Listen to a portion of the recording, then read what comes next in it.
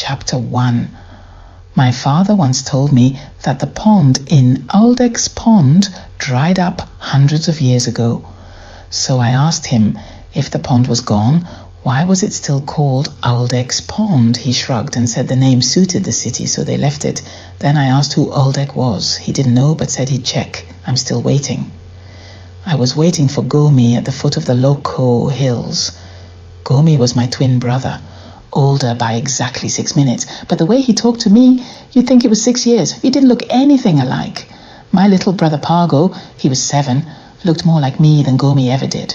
Pargo was the family favorite, but then everyone likes cute people. I used to be cute too a long time ago, but that's a different story. And anyway, I didn't want to be cute anymore. I wanted to be cool and tough. Gomi. If you don't show yourself on the count of 10, you lose your share of the treasure. I was getting impatient. He'd been gone for over 20 minutes. So far, I'd found a buckle, 2 coins, and part of a mirror. The Loco Hills were famous for their panoramic view of planet Falrus. People came from all over Falrus just to see it. From up here, you could see Yoda's palace and the mountains. Yoda's palace was where the king of Falrus lived. I always found it weird that the palace was so far from the center of Iniswam. Maybe the king liked the boring suburbs more than the town center. Strange choice, I decided. I lived right in the middle of Driss, and I loved it. The Loco Hills were 7 hills of different altitudes and slopes. I'd only been here twice before. This time, my family was visiting my grandparents, who kept a caravan at the base of the hills. My brothers and I had come up to look for treasure. My father said there was a chest hidden somewhere in the hills, and Gomi and I were determined to find it. My eldest brother Dulis didn't believe any of it. He stayed with our parents and grandparents at the bottom. Pargo was asleep. The hills were rocky and almost bare. The cool evening air made me think about the vacation coming up. Where would we go this year? I thought about previous trips and smiled. This was the best time of year.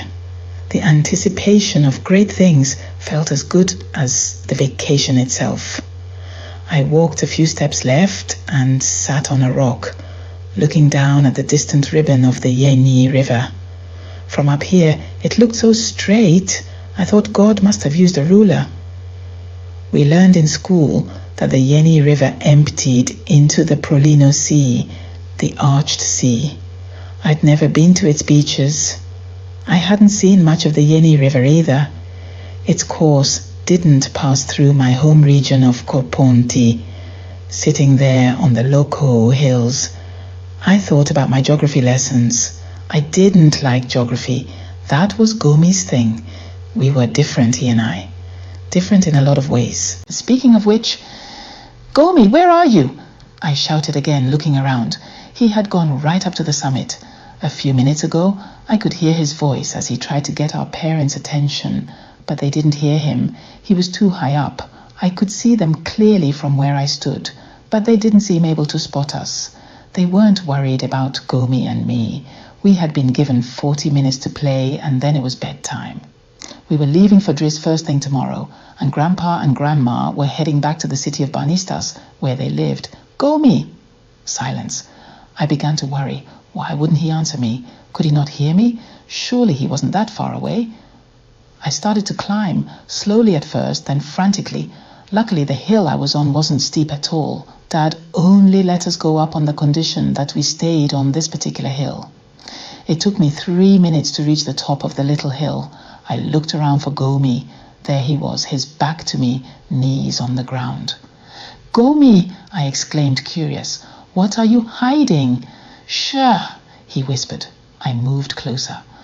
I could see nothing interesting except for a strange object that looked like a metal matchstick. It shone brightly whenever Gomi tried to pick it up. What? Sure, he said again. He bent lower and put his ear next to the object. I watched him, wondering what he was doing. He motioned for me to do the same. I dropped to my hands and knees and lowered my ear to the ground. There was a buzzing noise, like the crackle of tuning a nuclear radio. I looked at the object and listened again. Gomi's eyes were shining. "What is it?" I asked. "What's that noise?" "I'm not sure, Hiren," he said, "but whatever it is, it's definitely advanced. Look at this metal. It's nothing like the metalwork we've seen before." He pointed at the head of the stick-like object. It looked and shone like a metal, but it also looked softer and more delicate. And there was something strange about it. It almost seemed alive. It's surrounded by a strong magnetic field. It stings if you try to touch it. Try it. I reached out timidly. The moment I touched it, it felt hot. I pulled my hand away. "It's hot!" I yelped, scrambling up. "That's what a super strong magnetic flux does," Gomi said. "It generates heat." He gave me a "you should know that" look. "How do you know all this?" I asked, surprised he suddenly knew so much. We were in the same grade, after all. Sure, he liked science more than I did, but that alone shouldn't put him so far ahead of me. "Mr. Killin said so. Remember last week's physics lesson when your class joined with mine?" I couldn't remember. I was probably asleep. "What should we do with it?" I asked, ready to change the subject from school. Then I had an idea. "Hey, let's show it to Dad." Dad was a scientist at Aldex Pond University. He'd know what a super strong magnetic thing was. "No, Giren," Gomi hissed. "If we show it to Dad, he'll say it's dangerous, and that'll be the end of it. No, we're showing it to Square. He'll know what it is." "Square? Are you sure?" I really wanted to get rid of the thing. "Yeah, Square knows everything. You know that." I did know that.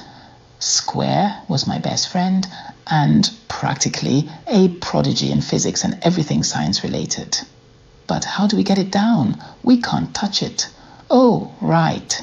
Gomi sounded deflated. He shoved his hands in his pockets and frowned, thinking hard. I tried to think too, but nothing came to mind. "I've got it!" Gomi burst out. "What?" "We can carry it in a magnetic repellent." "What's a magnetic repellent?" I was getting more confused by the minute, and I didn't like it. Anything that breaks a magnetic field. Paper, leaves, even clothes. Clothes. That was our only option. We had no paper on us, and there were no leaves on the hill we were on, so I took my shirt off. "Let's use this, Gomi," I said, handing it to him. "Are you sure?" he asked, giving me a bemused look. "What would Mom say if you turned up without your shirt?" "We'll tell her we wrapped up the treasure, but the aliens of the old world told us no one was allowed to look at it." Gomi pulled a face. "She's not going to believe that. Jiren, but we have no choice. Come on." He wrapped my shirt around his arms and bent down to pick up the object. Suddenly the shirt burst into flames. Gomi screamed and dropped it. I jumped back, staring at my burning shirt in disbelief. "My word!" Gomi gasped, breathing fast. "This thing is unbelievable." We moved away quickly, suddenly scared. "My shirt!" I cried, imagining what my mother would say. Now we couldn't even tell her the old world alien story. Just my luck. "I'm sorry about your shirt, Jiren," Gomi said, apologetic. "This thing has an even stronger magnetic field than I thought." "Yeah," I muttered. "You don't say, Gomi." "Let's get out of here," he said. "What about it?" I asked. "Be serious, Jiren. There's nothing we can do. We can't take it. It could be dangerous." "All right." We headed down toward the foot of the hill. "What did you find?" Gomi asked. I took my treasure from my pocket. He was impressed, especially with the buckle.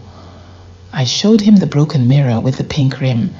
It probably belonged to one of the tourists who came to see Falrus from the Loco Hills. Then suddenly I felt heavy, as though something were pulling me. Before I knew it, I turned on my heels and marched back toward the summit. I didn't understand it, but something was drawing me, literally. "What are you doing?" Gomi snapped, confused. I tried to turn back, but I couldn't. "Gomi, I can't, honest." The force grew stronger as I approached the spot where Gomi had found the strange object. Gomi ran after me, shouting, "Come back, Hiren, come back." But I couldn't stop. I didn't stop until I was inches from the object. And then I fell face down. Gomi reached me just as I sat up. "What happened?" I asked, shaking my head as if waking from a spell. "Are you all right, Hiren?" he asked, helping me up. I brushed the dust off my clothes. The mirror had fallen. Gomi bent to pick it up. "Look at this!" he screamed. I looked. On the mirror was the face of a man in an army uniform. He didn't seem to see me, but he was definitely looking at my face. I screamed. "Look!" Gomi cried. I looked at the object. The strange metal matchstick was projecting the same image of the uniformed man. We didn't need persuasion. We were at the bottom of the Loco Hills before we could say, "Run for your life."